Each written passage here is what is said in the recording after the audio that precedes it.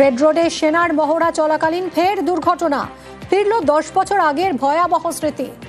পুলিশের গার্ডরেলে ধাক্কা, বেপরোয়া গাড়ির। কথা বলবো, প্রীতি রয়েছে সঙ্গে। প্রীতি, কিভাবে ঘটলো এই দুর্ঘটনা?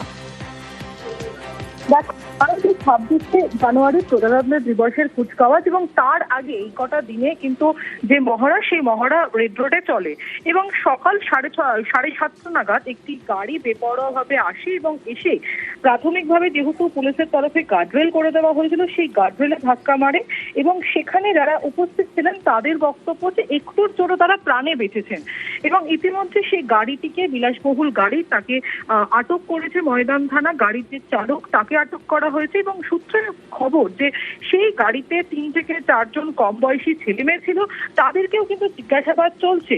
এবং তোমাকে যেমনটা বলছিলাম যে যেহেতু গার্ডরেলে ধাক্কা মেরেছে, সেহেতু কারোর এখনো পর্যন্ত হতাহতের কোনো খবর নেই, কেউ অ্যাফেক্টেড হয়নি।